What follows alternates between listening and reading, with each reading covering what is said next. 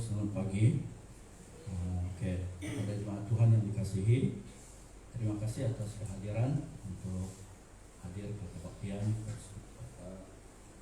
pasca kita sesi yang ketiga pada hari ini. Dan puji Tuhan karena Anda sehat semua. Itu bukan oleh karena kekuatan kita, tetapi itulah kemurahan Tuhan, kebaikan Tuhan yang kita sadar atau tidak sadar. God is good. Saya minta kita berdiri semua dulu sekejap sebagai ice breaking kita.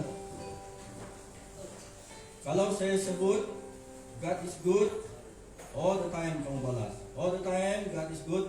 Begitulah kita bikin dia sebanyak 3 kali ya. Sambil kita angkat tangan.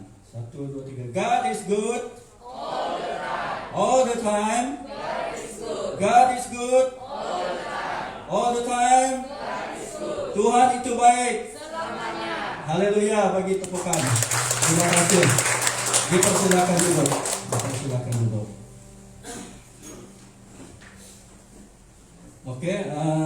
Sebagai makluman tambahan diminta supaya kalau kita sudah berada di ruangan ini tapi belum scan, nanti selepas ini boleh scan juga. Kalau dapat kita scan juga My Sejahtera dan kita tulis nama juga dan suhu badan itu semua. Sebab kalau berlaku ada kluster mungkin pihak MKN senang cek kalau yang My Sejahtera, tapi bagi pihak kita pula kita lebih senang untuk cek ini senarai nama itu supaya yang dapat hadir itu memudahkan jika berlaku sesuatu yang tidak baik. Namun pengharapan kita di dalam Yesus, benda itu tidak akan berlaku in the name of Jesus. So kita akan meneruskan kebaktian kita dan mohon pendoa syafaat Puan Audrey untuk membawa kita dalam doa pembukaan.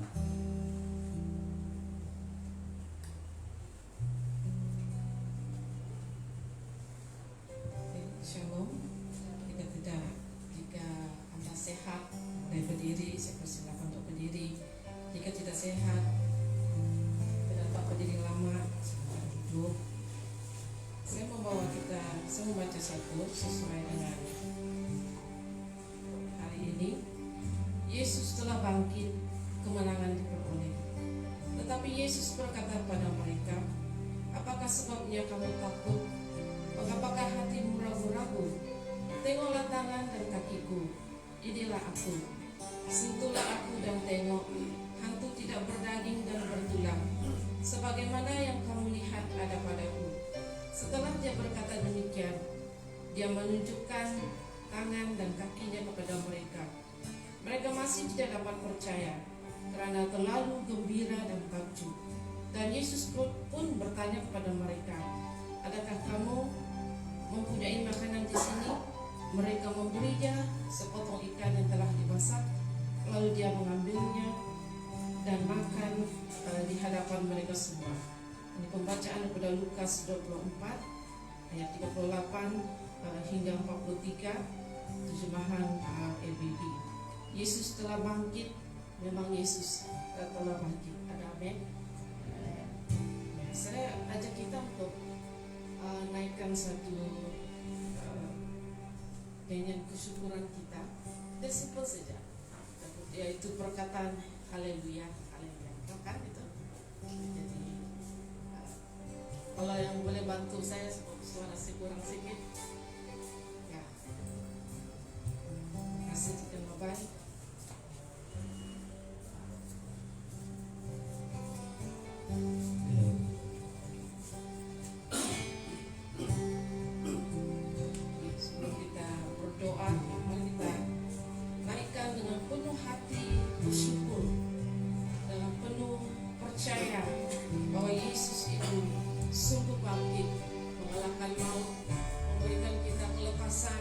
Memberikan kesembuhan, memberikan kita kekuatan.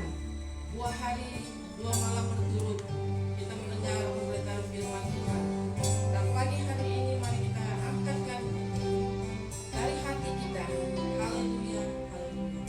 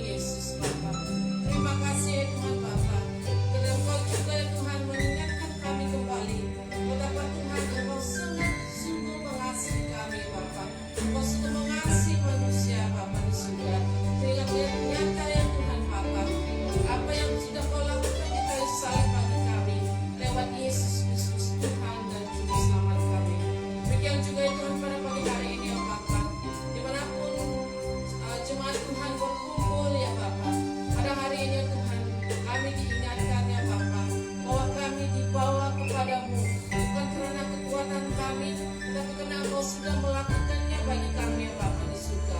Bukan karena apa yang ada pada kami ya Tuhan, karena pada sesungguhnya dalam kenajisan dosa kami Tuhan, Engkau sudah memilih, Engkau sudah mengambil kami ya Bapa di surga. Dan Tuhan, pada pagi hari ini kami berdoa bagi setiap keluarga-keluarga Tuhan, baik yang ada di Bupati maupun dimanapun orang percaya saat ini ya Tuhan. Dalam Tuhan kami hidup setia, dan Tuhan kami hidup sebagai orang yang sungguh-sungguh, orang percaya menghargai Engkau ya Bapa di dalam hidup kami, lewat perbuatan, lewat tindakan, lewat pikiran, lewat kehidupan yang Tuhan berikan kepada kami, agar kami tetap setia dan tekun. Walaupun ya Tuhan seharusnya ada waktunya kami menderita, tetapi kami tahu ya Tuhan, Engkau menopang kami ya Bapa. Engkau tidak pernah meninggalkan kami ya Bapa. Karena dengan seterusnya daripada itu juga ya Tuhan, iman percaya kami dibangun, dibentuk ya Bapa. Bukan hanya sekadar sebagai Kristen yang baik saja, tapi sungguh bertumbuh di dalamnya Bapa. Tuhan, pagi hari ini juga kami berdoa, jika ada saudara-saudari kami, ahli keluarga kami, Tuhan, sesuai kerinduan hati-Mu ya Bapa, untuk mereka kembali kepadamu.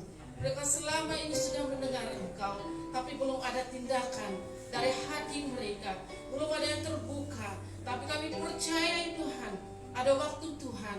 Kami percaya kepada pekerjaan Roh Kudus yang akan terus menjamah, merubah hati mereka, sehingga mereka bertobat dan kembali kepada-Mu ya Bapa.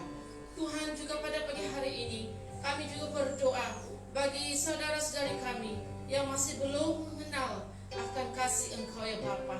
Tuhan, kami berdoa untuk mereka.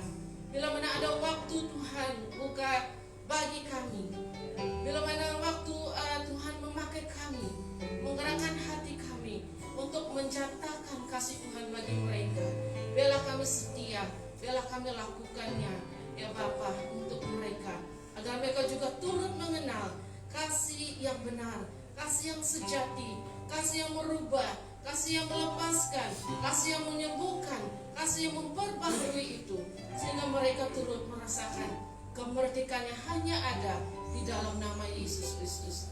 Bapa yang di surga, terpujilah nama-Mu. Sekali lagi ya Tuhan, dari hati kami ya Tuhan, kami tahu Tuhan dengan keberadaan kami tidak dapat datang kepadamu ya Tuhan, jika tidak Tuhan yang melakukannya, yang telah melakukannya bagi kami. Jika tidak Tuhan sendiri yang sudah membawa kami kepadamu ya Tuhan. Demikian Tuhan, pada pagi hari ini bantu kami oleh Roh Kudus, bantu kami mendekat kepadamu, bantu kami ya Tuhan hingga hati pikiran kami dikuasai sepenuhnya ya Tuhan oleh Roh Kudus. Karena kami percaya bila itu terjadi, tiada roh-roh yang dari dunia ini, tiada roh-roh jahat yang boleh mengacau, yang boleh mengganggu konsentrasi kami, keberadaan kami ketika kami menaikkan pujian dan sembah, ketika kami persiapkan hati kami untuk mendengarkan firman Tuhan. Kami percaya Tuhan Kau sudah mempersiapkan setiap anak-anak Tuhan yang melayani pada pagi hari ini ya Bapa. Engkau sudah meletakkan di hati mereka ya Tuhan pujian maupun perkataan firman yang akan disampaikan daripada mimbar ini Bapa. Tuhan terus memakai, Tuhan terus mengurapi persiapan mereka ya Tuhan, hingga nama Tuhan yang dimuliakan. Kau lingkupi mereka, lindungi mereka di balik kayu salib-Mu ya Tuhan. Yang terpampar, yang terlihat adalah Engkau ya Tuhan Bapa. Bela jemaat Tuhan yang datang, baik yang menonton secara live streaming, baik yang berada di gereja-gereja yang lain, yang kerinduan hati mereka berseru memanggil nama-Mu Tuhan, mencari Engkau, akan sungguh menemukan Engkau ya Bapa. Engkau yang menguasai dari mulai hingga akhir setiap ibadah pada hari ini ya Bapa. Terpujilah nama-Mu ya Tuhan. Sekali lagi Tuhan, kami bergantung, kami berlindung dalam kuasa darah Yesus itu yang memampukan kami datang kepadamu, memampukan kami untuk berseru kepada nama Yesus itu Bapa. Bapa, terima kasih Tuhan atas segala yang sudah Engkau lakukan, baik dalam hidup secara pribadi ya Bapa. Ada topangan tangan Tuhan, ada pertolongan Tuhan, biarpun itu hanya kecil yang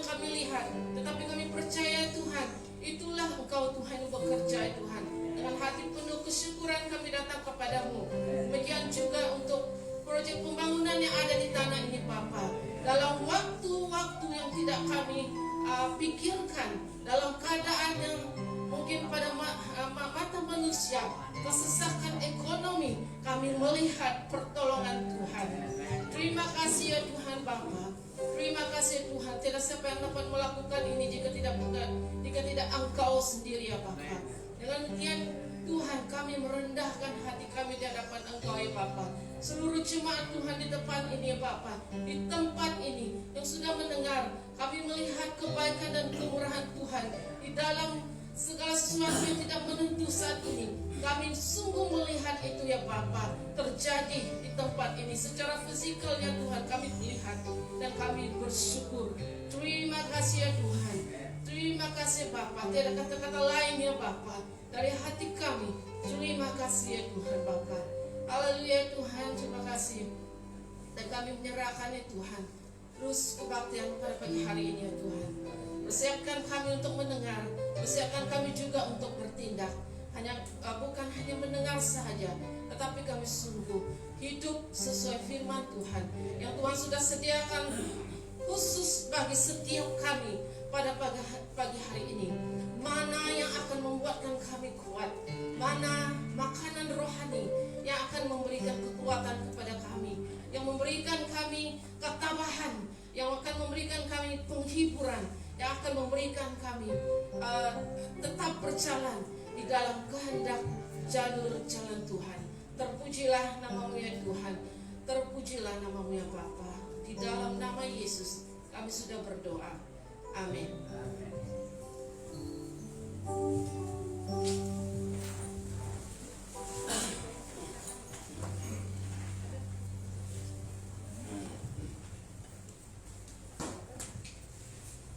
Oke, terima kasih Kon Audrey. Dan seterusnya kita beri leluhon ini kepada dua adik kita yang akan membaca ayat, yaitu daripada kitab Daniel dan juga Efesus. Dipersilakan adik Angelin dan juga adik kita Valerie Dayang. Kita silakan.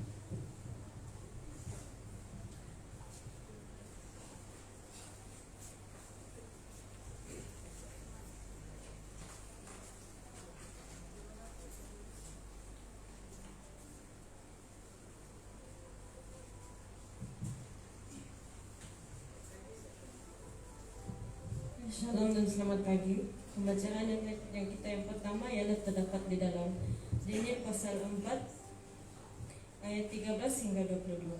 Pojok bersabda, Nebukadnezar meninggikan diri dan direndahkan.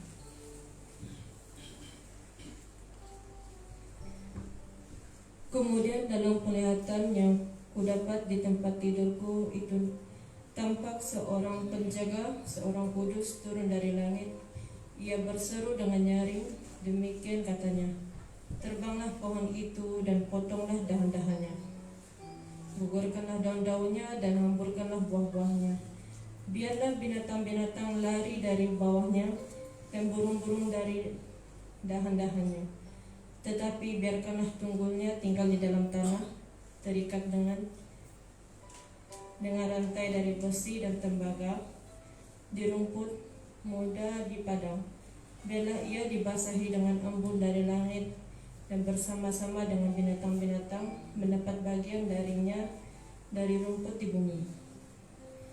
Biarlah hati manusianya berubah dan diberikan kepadanya hati binatang. Demikianlah berlaku atasnya sampai 7 masa berlalu. Titah ini adalah menurut putusan para penjaga, dan hal ini menurut perkataan orang-orang kudus, supaya orang-orang yang hidup tahu bahwa Yang Maha Tinggi berkuasa atas kerajaan manusia dan memberikannya kepada sesiapa yang dikehendakinya. Bahkan orang yang paling kecil sekalipun dapat diangkatnya untuk kedudukan itu. Itulah mimpi yang telah kudapat, aku Raja Nebukadnezar. Seseorang engkau, Belsazar, berkatalah kepadaku maknanya. Sebab mereka semua orang bijaksana dari kerajaanku tidak dapat memberitahukan maknanya kepadaku. Tetapi engkaulah yang sanggup, kerana engkau penuh dengan roh para dewa yang kudus. Lalu berdirilah Daniel yang bernamanya Belsazar. Tercengang beberapa saat pikiran-pikirannya menggelisahkan dia. Berkatalah raja, Belsazar, janganlah mimpi dan maknanya itu menggelisahkan engkau. Belsazar menjawab, Tuanku, biarlah mimpi itu tertimpa atas musuh Tuanku dan maknanya atas seteru Tuanku. Pohon yang Tuanku lihat itu yang bertambah besar dan kuat, yang tingginya sampai ke langit dan yang terlihat sampai ke seluruh bumi, yang daun-daunnya indah dan buahnya berlimpah-limpah, dan padanya ada makanan bagi semua orang yang hidup, yang di bawahnya ada binatang-binatang di padang, dan di dahan-dahannya bersarang burung-burung di udara. Tuankulah itu, ya Raja Tuanku, yang telah bertambah besar dan kuat, yang kebesarannya bertambah sampai ke langit, dan yang kekuasaannya sampai ke ujung bumi. Pembacaan yang kedua terdapat dalam Efesus 2 ayat 1 hingga 18. Semuanya adalah kasih karunia. Kamu dahulu sudah mati karena pelanggaran-pelanggaran dan dosa-dosamu. Kamu hidup di dalamnya karena kamu mengikuti jalan dunia ini, karena kamu mentaati penguasa kerajaan angkasa, yaitu roh yang sekarang sedang bekerja di antara orang-orang durhaka. Sebenarnya dahulu kami semua juga terhitung di antara mereka, ketika kami hidup di dalam hawa nafsu daging dan menuruti kehendak daging dan pikiran kami yang jahat. Pada dasarnya kami adalah orang-orang yang harus dimurkai, sama seperti mereka yang lain.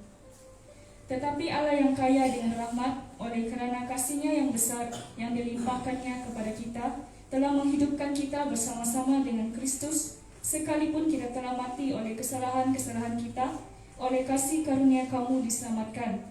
Dan di dalam Kristus Yesus, Ia telah membangkitkan kita juga dan memberikan tempat bersama-sama dengan Dia di sorga, supaya pada masa akan datang, Ia menunjukkan kepada kita kekayaan kasih karunia-Nya yang melimpah-limpah sesuai dengan kebaikan-Nya terhadap kita dalam Kristus Yesus.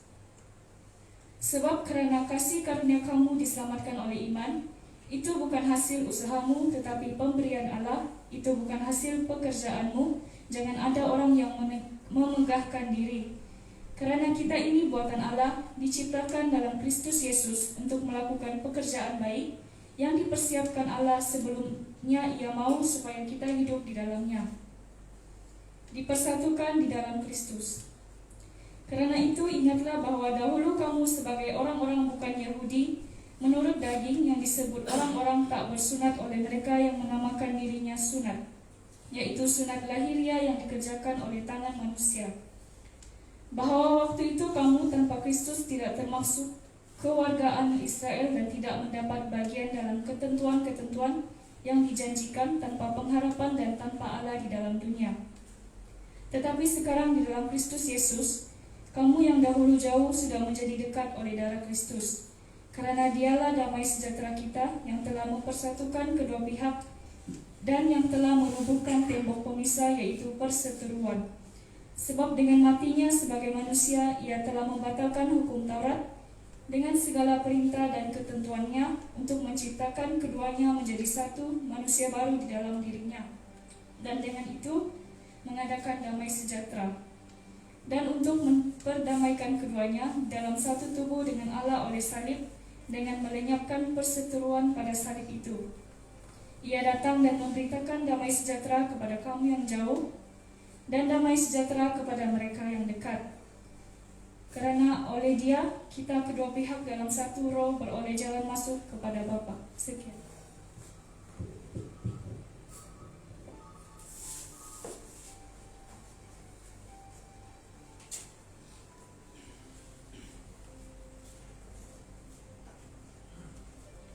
Oke, terima kasih kepada kedua adik kita. Dan berkati semua kita yang mendengar firman Tuhan pada hari ini. Dan kita akan masuk ke dalam praise and worship. Mohon membantu untuk hadir.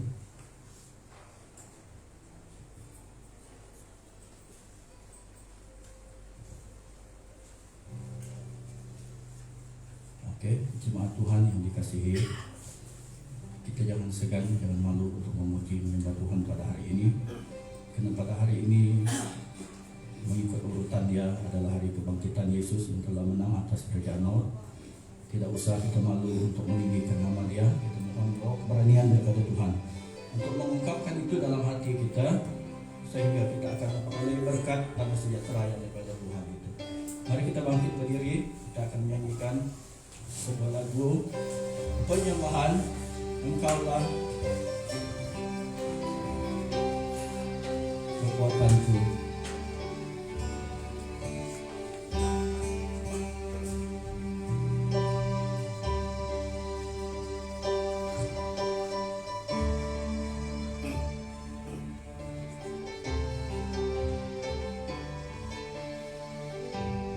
Haleluya.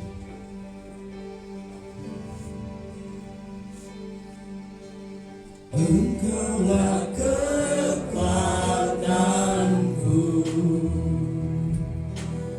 tempat perlindunganku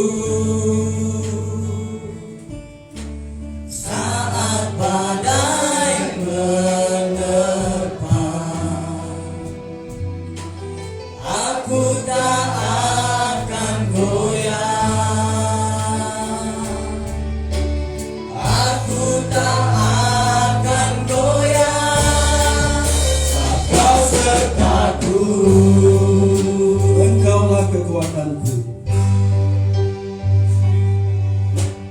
Engkaulah kekuatanku, tempat perlindunganku saat badai menerpa. Aku tak akan goyah, aku tak akan goyah, Kau sertaku.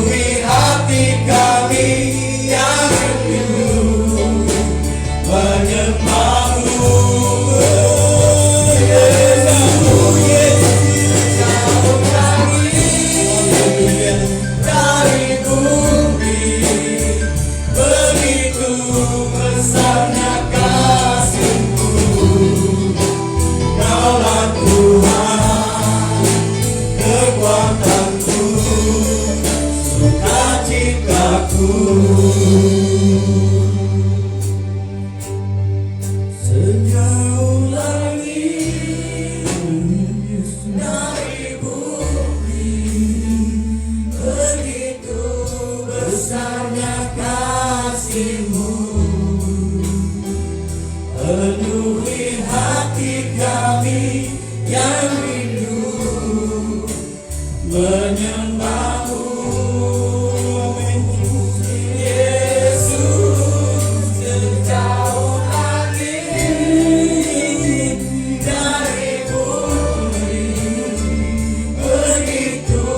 Besarnya kasih-Mu, Kaulah Tuhan, kekuatanku, sukacitaku. Kaulah Tuhan, Kaulah Tuhan, kekuatanku,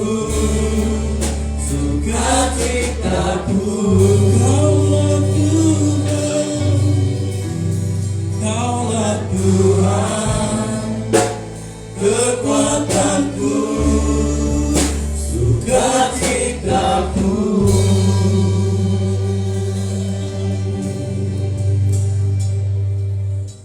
Bapa, sejauh langit dari bumi, demikianlah kasih Allah kepada kami yang tidak terukur oleh kekuatan kami manusia. Dan Tuhan, buat kami menyadari semuanya itu, supaya kami dapat membalas semuanya dengan menyerahkan kehidupan kami ke dalam tangan-Mu. Pakai setiap anak-anak-Mu jadi berkat dalam kehidupan secara pribadi kami, dalam kami berjemaah, sehingga nama Tuhan dimuliakan dalam semuanya. Terima kasih Bapa.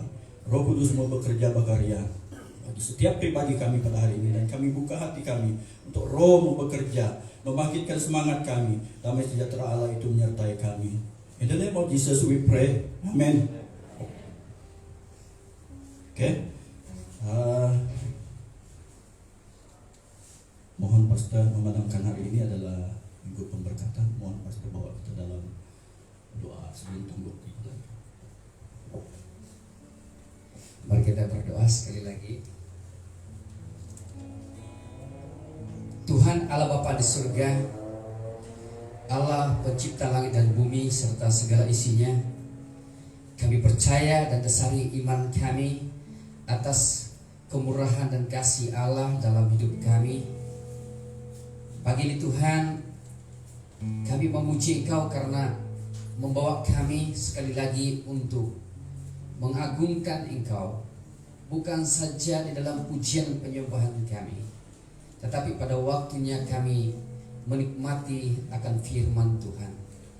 Kami berdoa juga Tuhan pada pagi hari ini, supaya kiranya Tuhan terus membuka setiap hati kami, agar hati kami persembahkan kepadamu Tuhan pada pagi hari ini.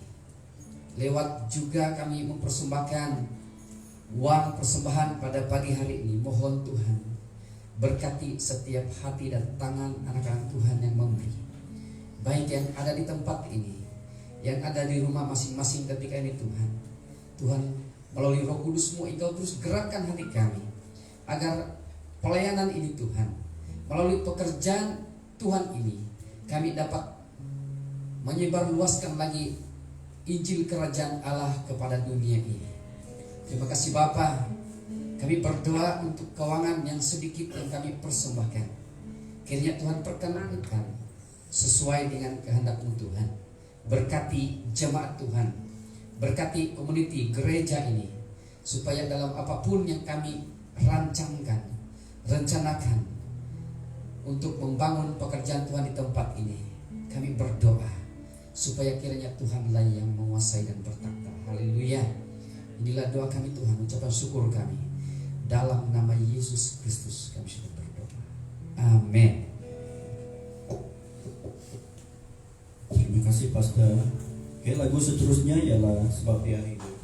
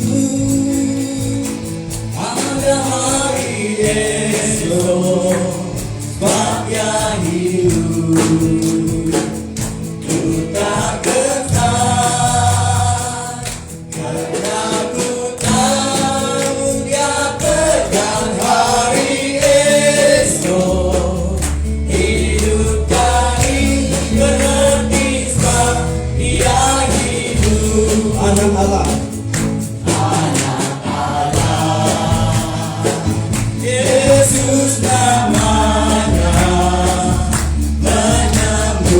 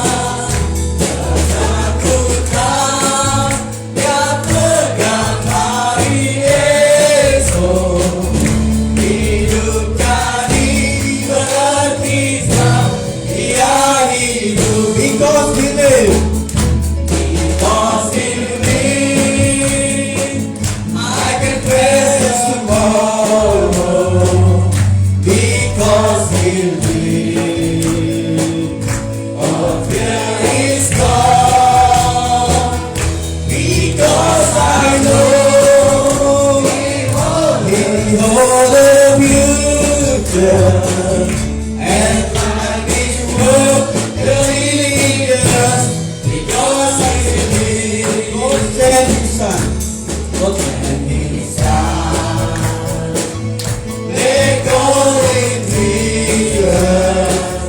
He can do love, heal and forgive.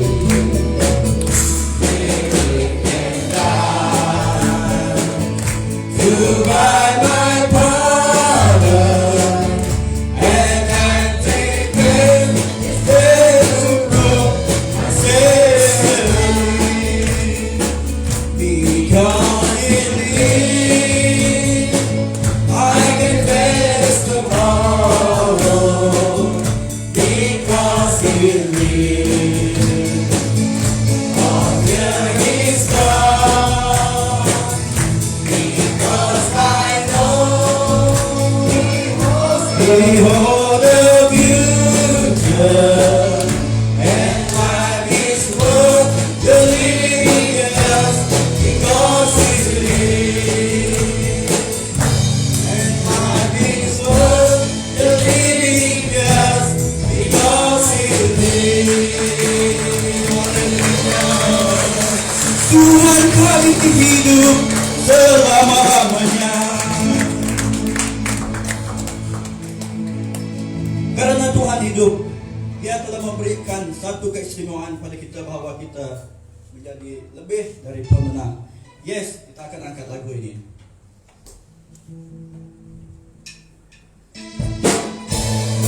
Haleluya. Mari tepuk tangan. Semua tepuk tangan.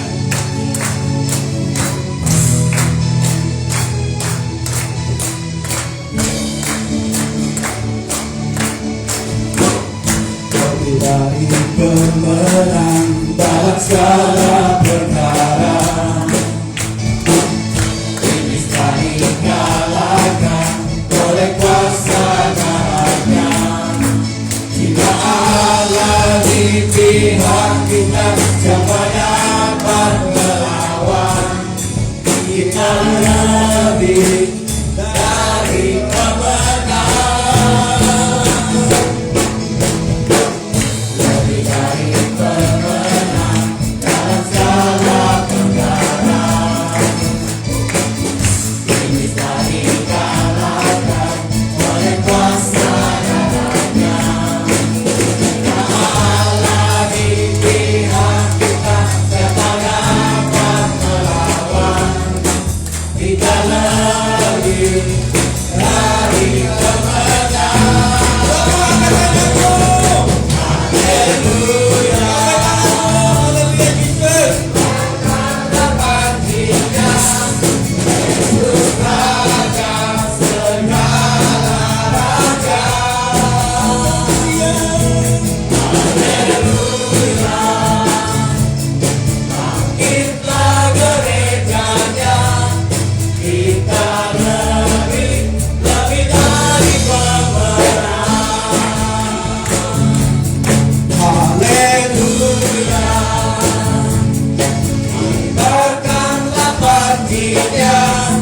Yesus Raja segala raja. Haleluya, bangkitlah gerejanya. Kita lebih dari pemenang. Kita lebih dari pemenang. Yang lebih. Kita lebih dari pemenang.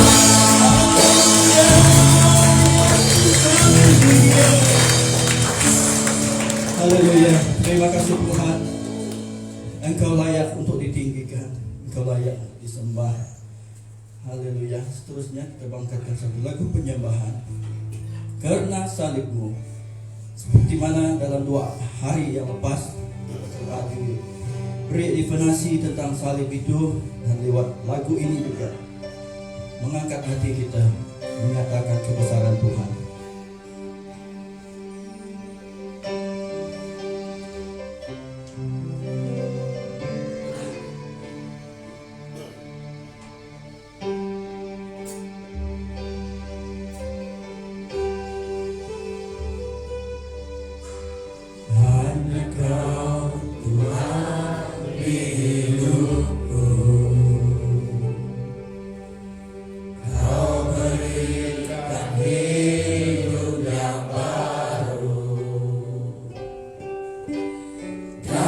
Kuasamu menyucikan, pulihkan hatiku.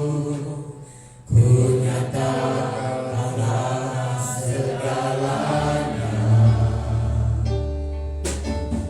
Engkaulah sumber pengharapan. Kuasamu sanggup menyembuhkan. Jiwaku ku berserah hanya kepadamu, Yesus, Kaulah segalanya. Karena salibmu ku hidup, karena salibmu ku menang. Engkau yang berkuasa, sanggup melakukan mukjizat-Mu. Dengan salibmu ku hidup, karena salibmu ku menang. Engkau yang berkuasa, sanggup melakukan mukjizat-Mu di hidupku.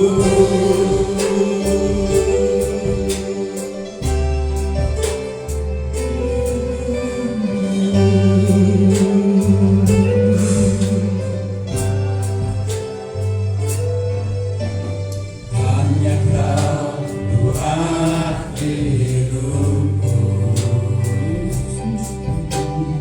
Kau berikan hidup yang baru.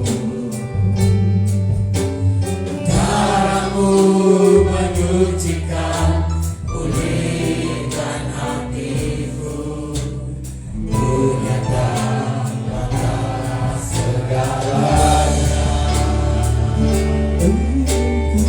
Engkaulah sumber pengharapan.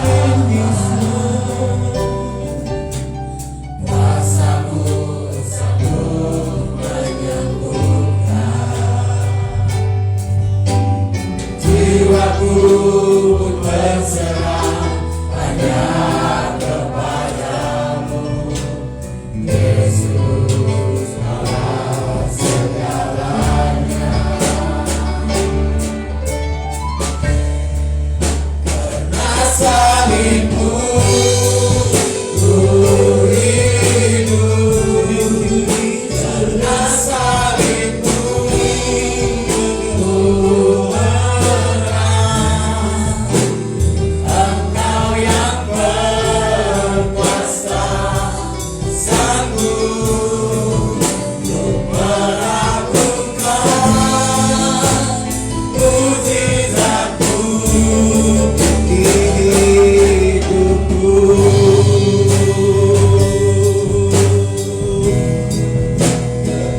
Salibmu ku hidup, karena salibmu ku menang. Engkau yang berkuasa, sanggup melakukan mukjizat-Mu.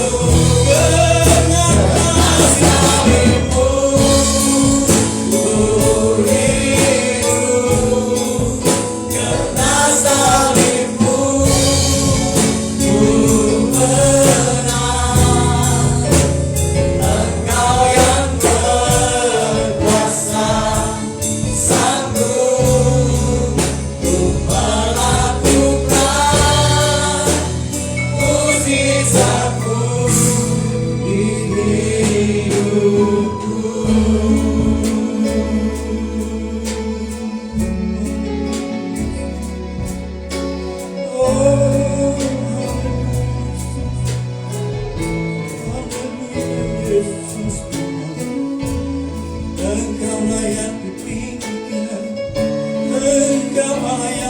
disembah. Terpujilah namamu Yesus Tuhan. Haleluya.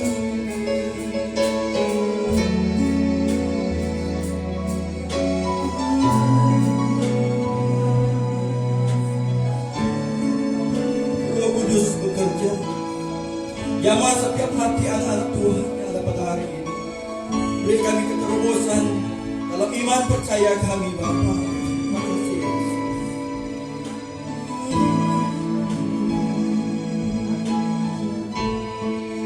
Karena salibmu ku hidup, karena salibmu ku menang.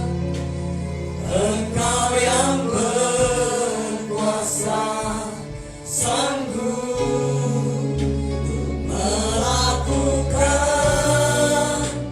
mukjizat-Mu.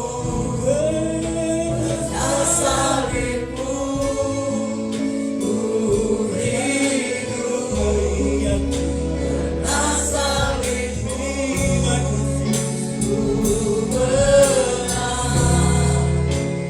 Engkau yang berkuasa, sanggup untuk melakukan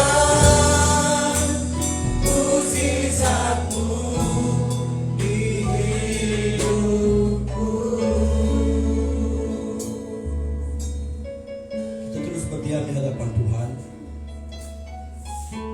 Buka hatimu untuk Roh Kudus masuk. Roh Kudus ingin berkarya, membangkitkan semangat anak-anak Tuhan yang kekeringan dalam menghadapi pandemi ini. Bangkitlah anakku, aku adalah penolongmu yang setia. Haleluya Yesus, thank you Yesus. Mohon pastor ke bawah dulu.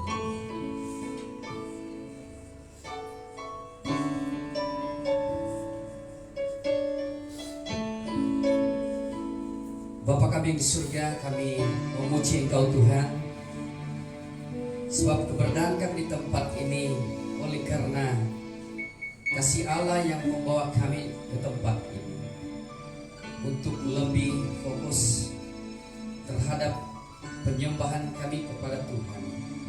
Karena di dalam Engkau-lah, karena di dalam salib itulah, dalam Paskah itulah kami menang di atas segala dosa-dosa kami. Itulah kasih Allah, itulah janji Allah yang telah digenapi di dalam hidup kami.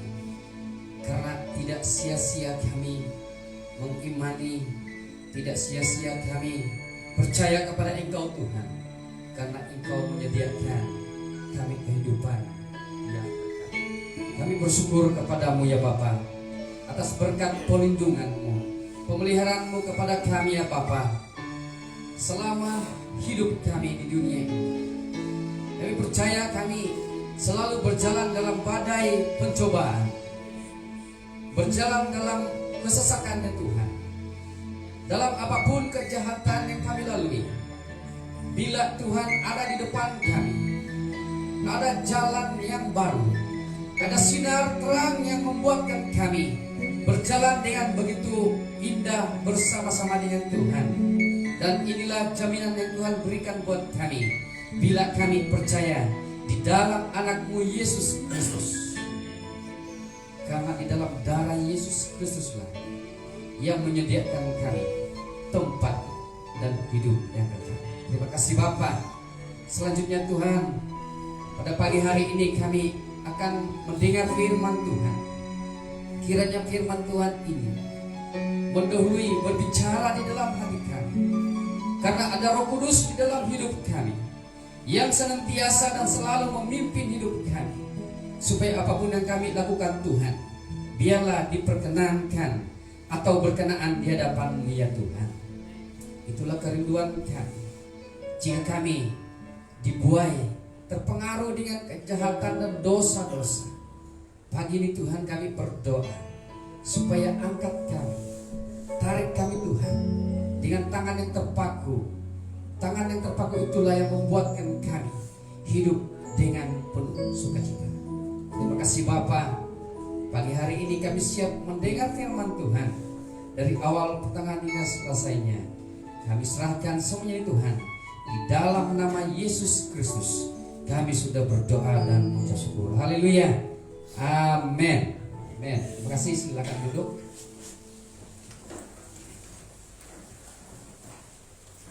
Shalom dan selamat pagi. Harap kita semua dalam keadaan yang bersukacita dan bersyukur pada pagi hari ini karena kita punya kesempatan sekali lagi untuk mendengar firman Tuhan.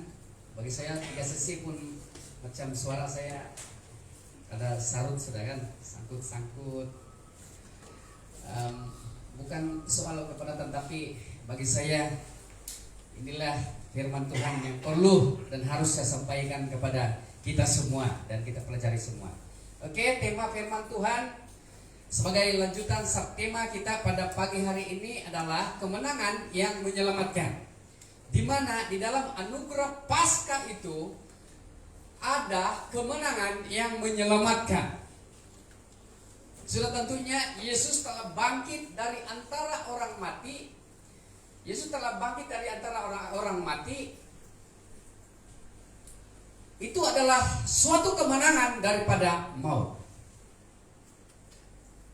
Boleh tolong? Oke.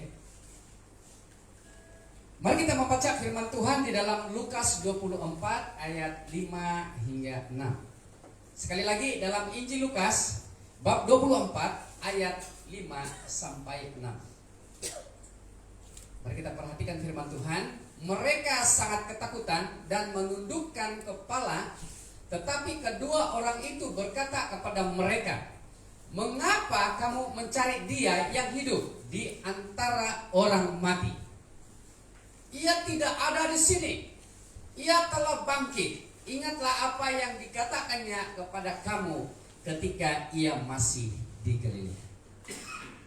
Kalau saya mendahului untuk berbicara tentang ayat terakhir 6b menyatakan, ingatlah apa yang dikatakan Yesus kepada kamu ketika masih di Galilea. Apa yang disebabkan oleh apa yang dikatakan oleh malaikat kepada murid, terutama kepada Maria pada waktu melihat kubur Yesus. Karena pada hari itu, hari ketiga, pada pagi, di mana pada hari itu adalah dalam tradisi orang Yahudi, mereka harus membubuh rempah supaya mayat itu tidak berterusan untuk bau busuk atau dalam keadaan yang jahat. Tetapi pada ketika itu sesuatu di luar dugaan apa yang telah terjadi dan sesuatu perkara yang luar biasa yang telah terjadi. Tetapi sebenarnya hal itu sudah dikatakan Yesus kepada mereka. Kan? Nah, inilah yang dikatakan di dalam ayat 6b. Ingatlah apa yang dikatakan Yesus kepada kamu sewaktu di Galilea. Karena di Galilea itulah di mana banyak dan begitu panjang pelayanan Yesus bersama dengan murid-murid. Waktu itulah di mana Yesus mengajar murid-muridnya daripada A to Z. Tetapi pada waktu hari Paskah mereka juga tidak mengingati apa yang telah diajarkan oleh Yesus. Aplikasinya bagi kita saudara, walaupun mungkin banyak yang sudah firman Tuhan kita dengar selama ini, masih lagi kita tidak ingat. Apakah ini suatu jadi alasan? Atau apakah ini suatu jadi kebiasaan? Apakah ini juga menjadi suatu sebabnya mengapa kita tidak mau supaya mendengar firman Tuhan? Nah, pertanyaan malaikat itu kepada murid yang telah melihat, yang telah pergi ke kubur Yesus, mengapa kamu mencari Dia? Artinya, mengapa kamu mencari Yesus yang hidup? Wah, sesuatu yang luar biasa kan? Sedangkan di tempat pada waktu pagi itu bukan di rumah. Bukan ada perjumpaan khusus murid-murid kepada Yesus. Tetapi sebenarnya adalah sesudah pertemuan terakhir pun, kan? Karena sudah mati, sudah meninggal, sudah menghembuskan napas. Tetapi apa yang terjadi adalah inilah yang terjadi kepada murid-murid. Mereka sudah lupa. Kan? Mereka sudah lupa apa yang telah Yesus katakan kepada mereka. Oleh sebab keraguan mereka, oleh sebab ketidakpercayaan mereka, yang terakhir adalah oleh sebab dosa mereka. Sehingga apa yang telah dikatakan oleh Yesus mereka tidak ingat. Saya mengajak jemaat Tuhan supaya walaupun mungkin selama ini kita tidak mengingat apa itu firman Tuhan yang telah dibawa, mungkin tidak telah disampaikan bukan saja oleh hamba Tuhan, tetapi oleh Alkitab sendiri. Atau jangan kita ragu-ragu dengan firman Tuhan. Jangan kita mungkin pura-pura tidak tahu ini firman Tuhan. Nah, inilah yang telah dikatakan oleh malaikat kepada murid-murid pada ketika itu.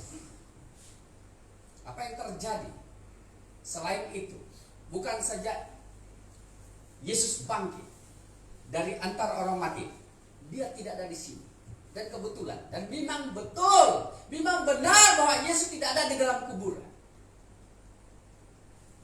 Ia telah bangkit. Arti kebangkitan itu adalah Tuhan Yesus telah mengalahkan segala penderitaan. Tuhan Yesus telah mengalahkan segala maut ataupun kematian. Bermakna maut atau kematian tidak dapat menghancurkan atau mengalahkan kuasa Tuhan. Pada pagi hari ini saudara jemaat Tuhan, kita harus mengerti. Kita harus memahami bahwa di dalam kebangkitan itulah ada kemenangan kita bersama dengan Tuhan. Dalam Markus 10 ayat 45. Karena anak manusia juga datang bukan untuk dilayani, melainkan untuk melayani dan untuk memberikan nyawanya kepada tebusan bagi banyak orang. Seterusnya. Dalam Lukas 19 ayat 10. Sebab anak manusia datang untuk mencari dan menyelamatkan yang hilang. Sudah 2 kali disebut dalam ayat sebentar tadi dalam Matius, dalam Markus kan? Dalam Markus. Dan yang kedua di sini dalam Lukas 19. Inilah pernyataan Yesus datang ke dunia ini. Bukan saja dia datang. Ada misi, ada visi Allah harus datang ke dunia ini. Bukan Yesus datang untuk enjoy.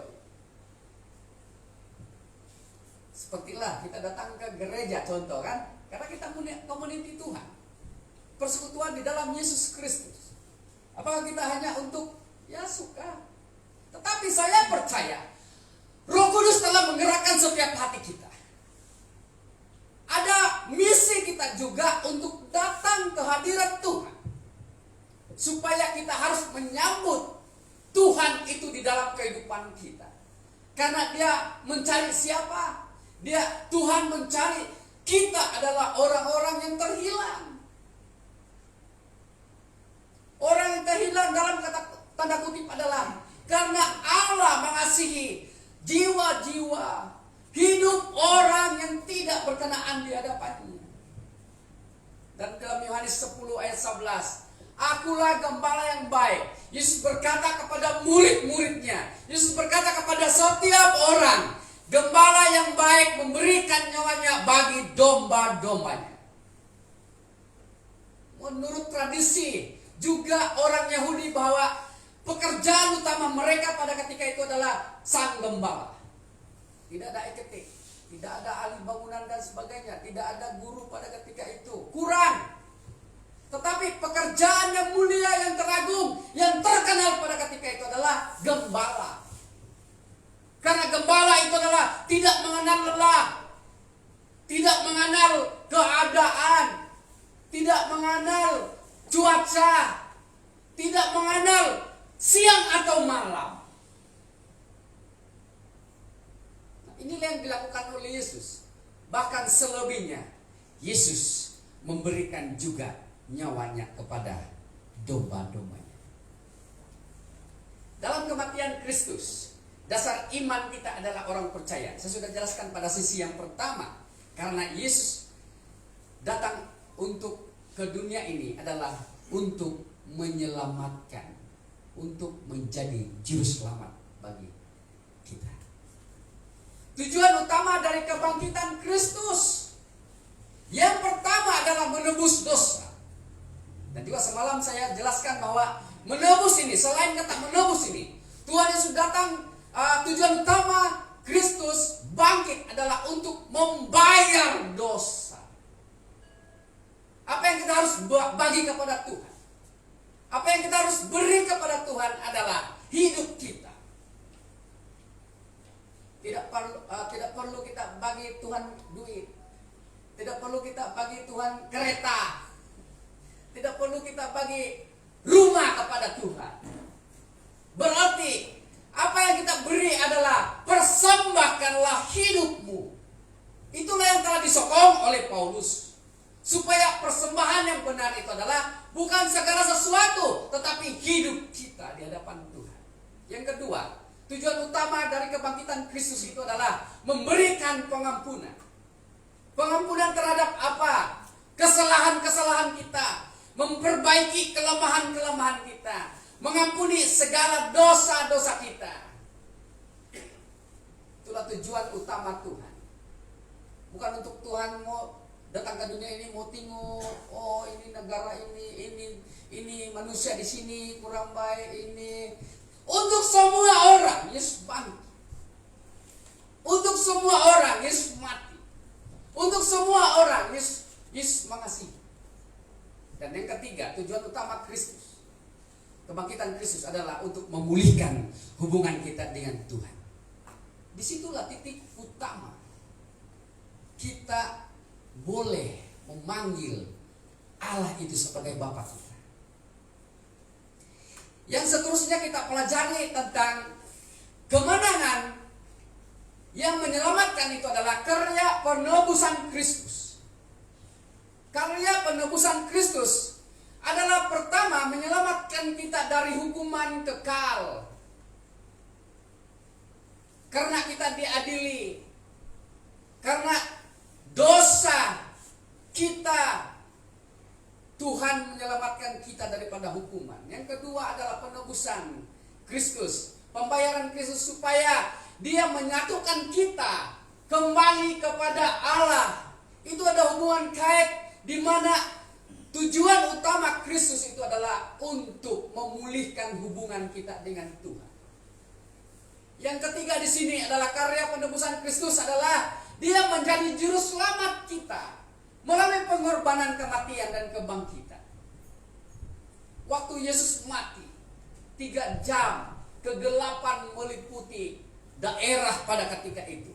Itu menunjukkan sesuatu kesuraman terhadap dunia. Itu menunjukkan sesuatu tidak ada pengharapan kepada dunia. Tidak ada daya bagi dunia untuk menyelamatkan diri. Sehingga apa yang terjadi? Tentara Romawi sendiri berkata, ya benar, orang ini adalah anak Allah. Mereka yang mengakui pertama. Mana sudah pengakuan murid-murid Yesus ketika itu?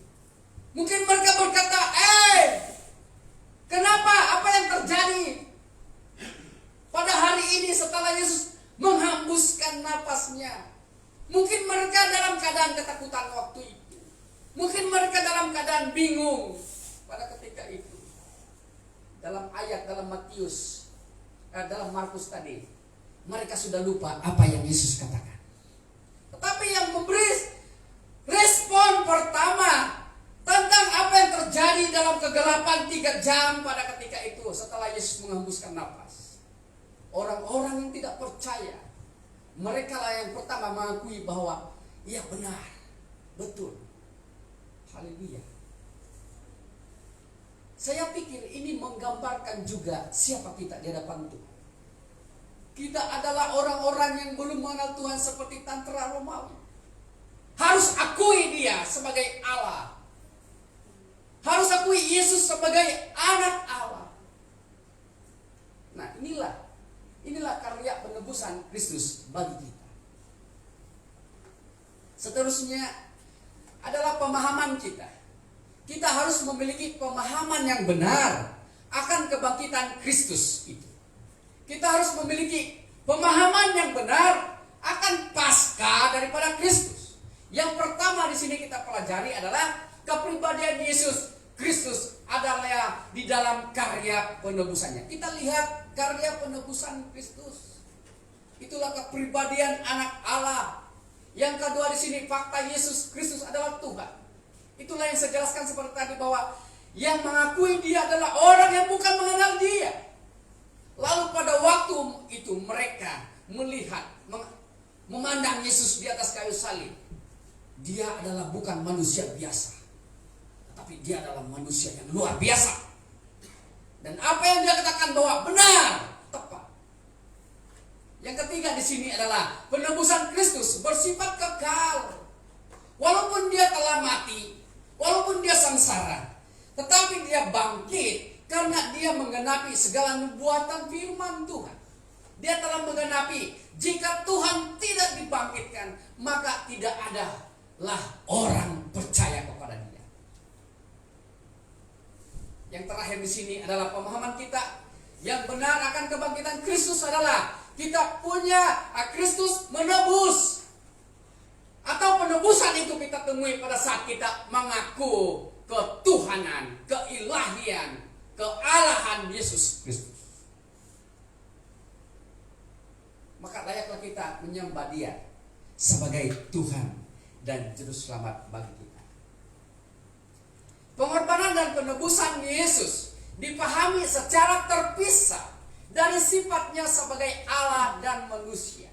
Tetapi pada waktu Yesus dibangkitkan, maka disinilah digabungkan sifatnya sebagai Allah dan sebagai manusia itu adalah benar-benar sebagai anak Tuhan. Yang pertama, ini yang harus kita pelajari, di mana kemenangan dalam Paskah itu yang menyelamatkan adalah Yesus Kristus sebagai korban atas dosa kita. Dengan kata lain, apakah kita siap mati karena dihukum oleh Tuhan? Mungkin kita pandai juga berkata, kalau Tuhan menghukum saya kan Dia itu Allah yang kasih. Ingat, dalam firman Tuhan, Dia cemburu terhadap apa yang kita lakukan. Dia tidak suka juga dengan apa yang kita lakukan yang tidak berkenan di hadapan Tuhan. Maka di dalam poin pertama ini, sifat Allah dan sifat Yesus sebagai Allah dan manusia, karena Dia adalah sebagai korban. Dialah sebagai korban yang menggantikan, bahkan menghapuskan dosa kita. Sebab tidak mungkin darah lembu jantan atau darah domba jantan menghapuskan dosa. Ini terjadi pada zaman Perjanjian Lama. Perjanjian Lama atau pada waktu orang Israel memberi persembahan, membawa persembahan kepada Tuhan, selalunya persembahan itu tidak diterima oleh Tuhan. Sebab hanya dibawa hanya sekadar untuk persembahan. Karena apa yang Tuhan lakukan di dalam perjanjian baru ini, Yesus telah menggenapi, itulah firman Tuhan. Pada waktu Yesus menghembuskan nafas, maka tabir bait Allah terbuka. Berarti tidak ada lagi perantara. Pada waktu zaman dulu, perjanjian lama, perantara mereka hanya korban. Saya bawa ini korban, ini yang penting saya ada bawa. Dalam Alkitab, dalam perjanjian lama, setiap mereka datang ke bait Allah, mereka harus bawa korban persembahan. Kira-kira mungkin kita pada hari ini, setiap hari Minggu kita datang ke ibadah, datang ke gereja Tuhan, bawa persembahan. Kira-kira kalau 10 ekor kita punya ayam, ini contoh saja kan, hanya 10 kali saja kita datang untuk ke gereja.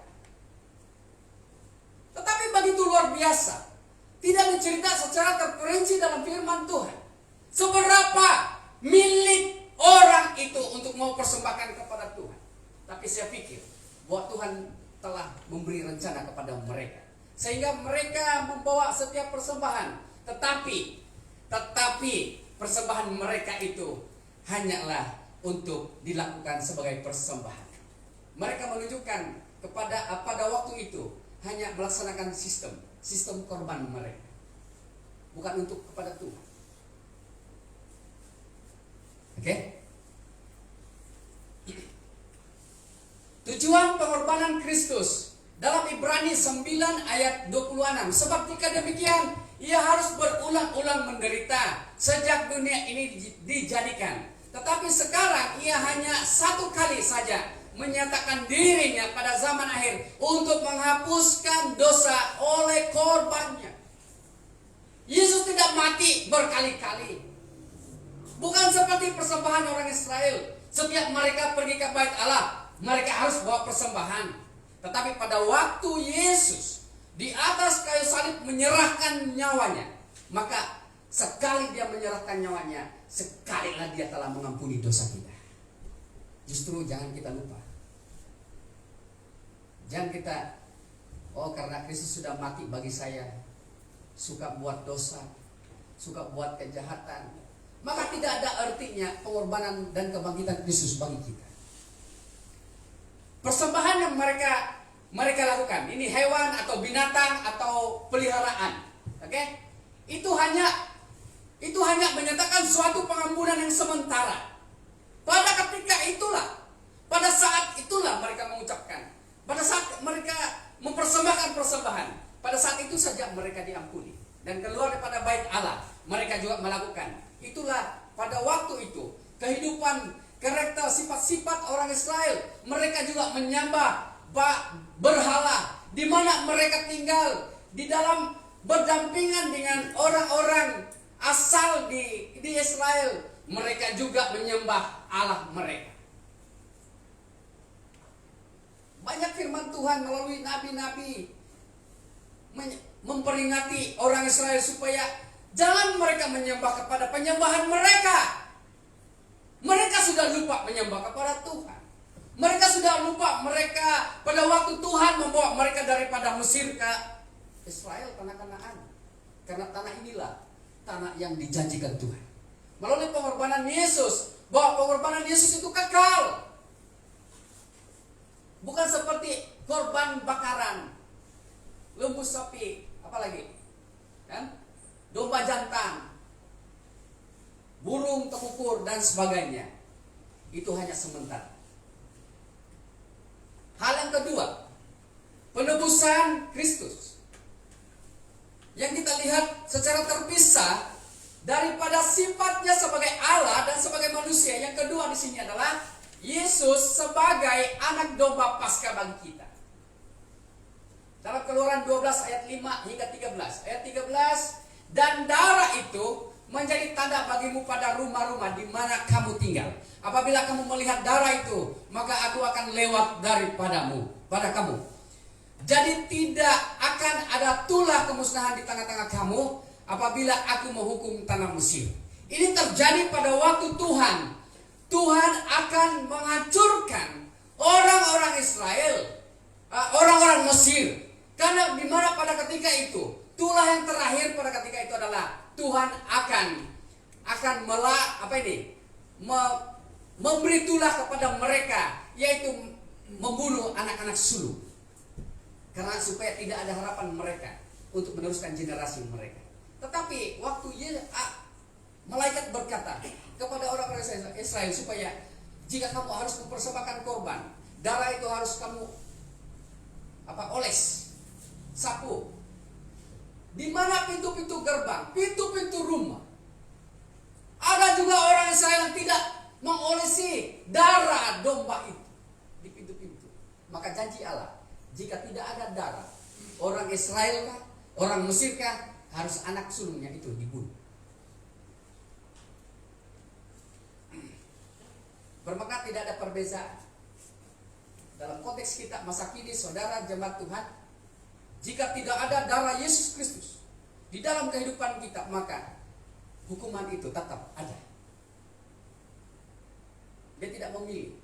Sama ada mungkin dalam kategori kita sebagai bangsa Israel atau orang Kristen, kategori kita sebagai orang Mesir atau orang kafir. Tetapi jika tidak ada darah Kristus itu, tidak kita memiliki darah Yesus itu, tidak kita memiliki anak domba Paskah itu dalam hidup kita, maka hukuman itu pasti ada. Mungkin bukan menghukum atau ada kematian anak sulung terjadi, tetapi iman kita mati.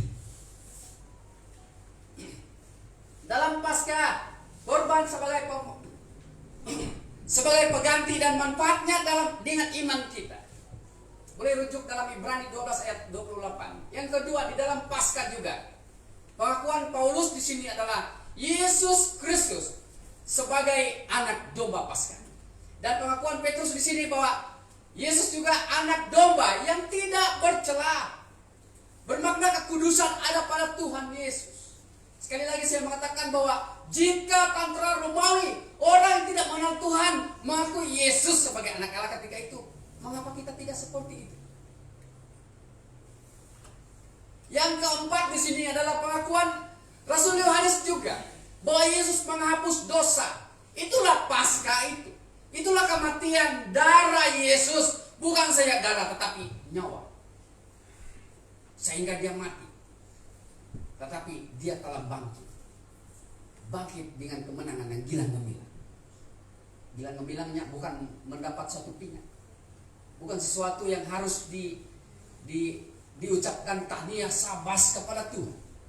Tetapi kemenangan itulah supaya sangat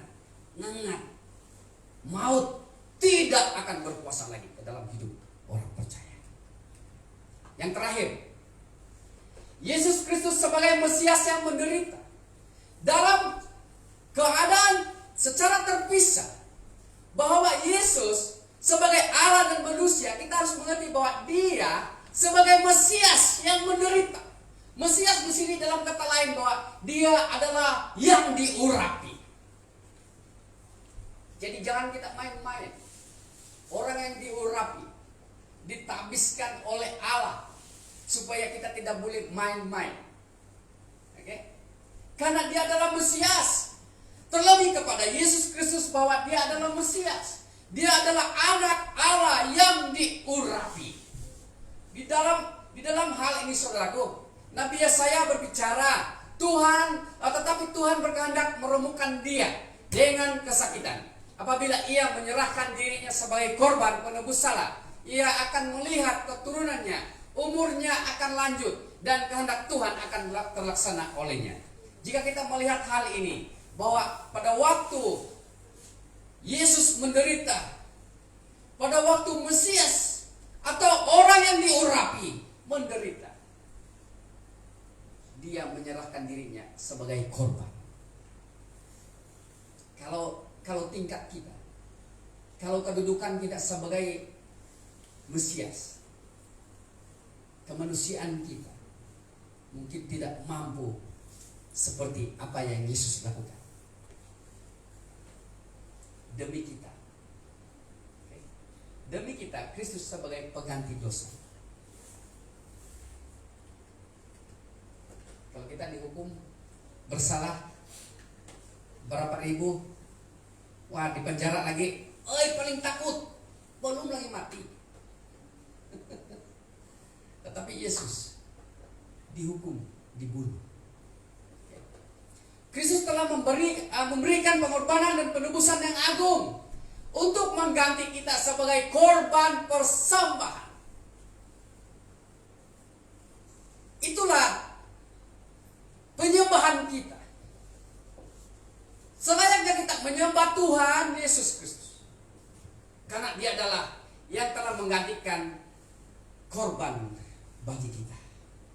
Yang kedua di sini adalah untuk memikul dosa kita di atas kayu salib. Dia telah membawa dosa-dosa kita, membawa kesalahan-kesalahan kita, membawa kelemahan-kelemahan kita, membawa kemanusiaan kita yang tidak percaya kepada Tuhan. Tuhan pikul. Bukan saja Tuhan pikul, tetapi Tuhan mati di atas kayu salib bagi kita. Itulah itulah pengorbanan dan penebusannya yang agung bagi kita. Dan yang ketiga, yang terakhir adalah untuk mendamaikan kita dengan Allah. Sekali lagi, kenapa pengorbanan Kristus, penebusan yang agung? Karena untuk mendamaikan kita dengan Allah. Kalau manusia hari ini berdamai, besok bergaduh lagi, kan? Itu manusia. Tapi bagi Yesus tidak seperti itu. Dia telah merapatkan kita. Dia telah menyatukan kita dengan Allah Bapa. Mungkin satu pertanyaan bagi kita. Jika ini pertanyaan bagi kita, saya harap kita jawab di hati kita masing-masing. Apakah makna kematian Kristus bagi saya? Atau apakah arti kematian Kristus bagi saya? Apa yang Anda dapat dari pengorbanannya? Saya lucu sedikit juga membaca satu WhatsApp grup banyak hamba Tuhan. Saya ketawa juga. Hari ini adalah hari kebangkitan Kristus. Saya mau bertanya, dia kata, apakah dosa yang terakhir apakah dosa yang terakhir yang Tuhan ampuni bagi kita? Bila saya terpikir, ini memang ada kebenaran. Ada banyak dosa kita. Setiap hari kita berdosa. Karena kita adalah manusia yang berdosa. Kita adalah daging. Kita bukan Tuhan. Tetapi bagaimana kita membawa hidup kita yang berdosa menghadap Tuhan? Satu-satunya adalah kita harus datang kepada Kristus. Dan yang ketiga adalah, apakah penting bagi keselamatan Anda atau kita bahwa Yesus Kristus itu adalah Allah? Kepentingannya hanya satu, supaya bersama-sama Dia hidup dalam kerajaan surga. Sepuluh firman Tuhan pada pagi hari ini adalah dalam kemenangan yang menyelamatkan melalui kebangkitan Kristus, kita telah diampuni dari dosa-dosa kita. Yang kedua adalah melalui kebangkitan Kristus kita memiliki dasar iman yang kuat dan teguh. Mungkin selama ini iman kita lemah. Iman kita dikategorikan oleh Petrus masih baik, anak-anak. Tapi milikilah melalui Paskah pada hari ini, kita memiliki iman yang dewasa, yang matang, yang harus berbuah, tumbuh subur, supaya orang lain diberkati. Dan yang ketiga adalah melalui kebangkitan Kristus kita diselamatkan daripada hukuman atau kematian yang kekal. Mungkin kalau menambah pertanyaan, di mana kita pilih? Karena hidup ini adalah pilihan. Memang betul. Tetapi bila kita mendengar firman Tuhan, saya pikir ini bukan pilihan lagi. Karena pilihan kita adalah pilihan yang tepat, adalah untuk percaya di dalam kemenangan yang menyelamatkan yang dilakukan oleh Tuhan Yesus Kristus. Haleluya. Mari kita berdoa.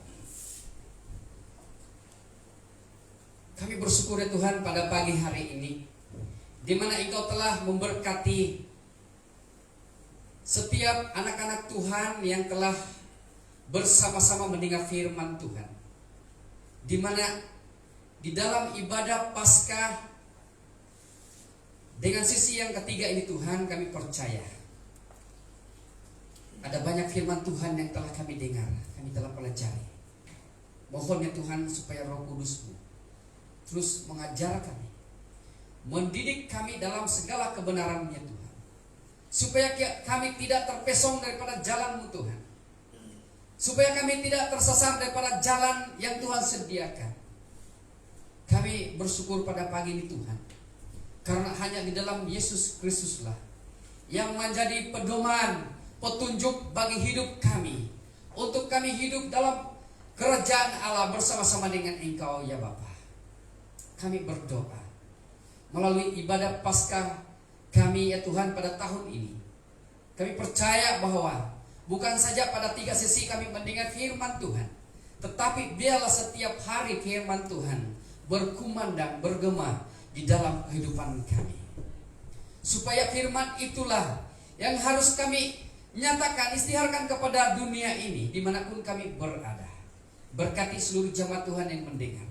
Hamba berdoa Tuhan, supaya pada waktu kami merayakan ibadah Paskah pada tahun ini, mereka yang di dalam kelemahan tubuh secara jasmani, Tuhan juga akan memberkati, memberi kekuatan. Kelemahan secara roh atau rohani Tuhan, hamba berdoa supaya pada hari ini agar roh kami senantiasa dikuatkan oleh Tuhan Yesus Kristus.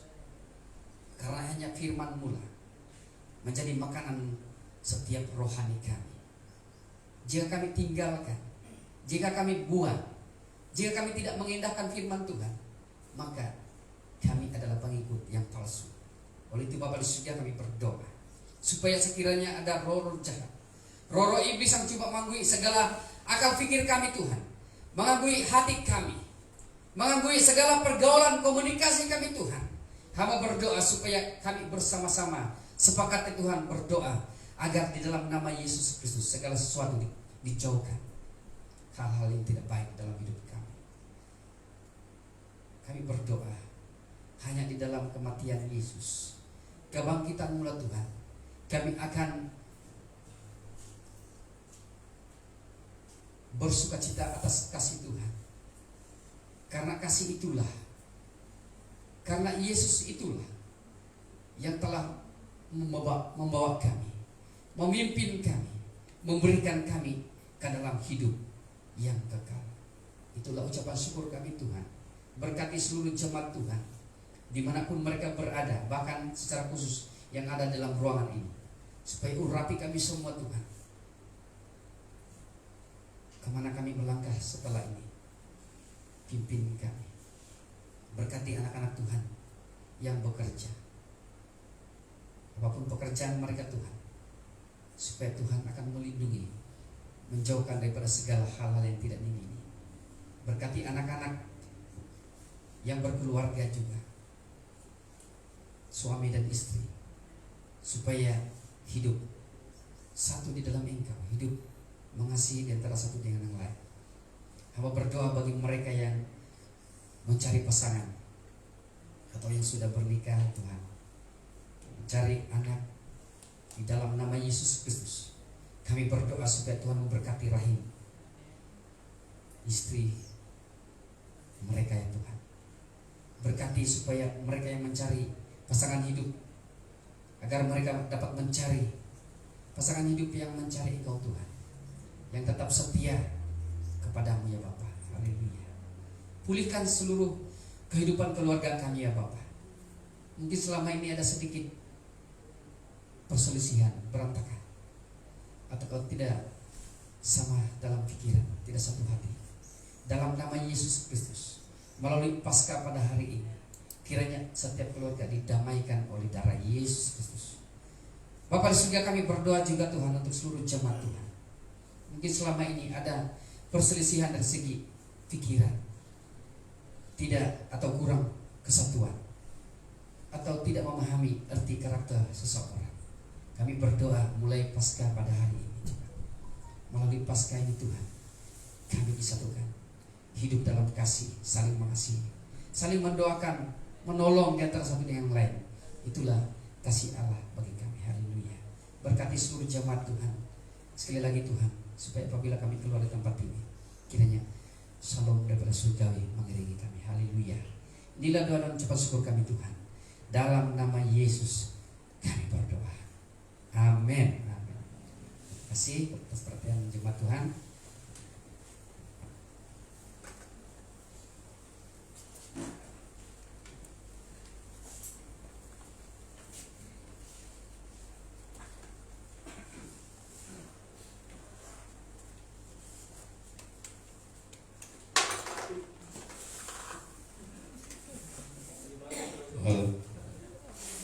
Sambung khotbah setengah jam ya.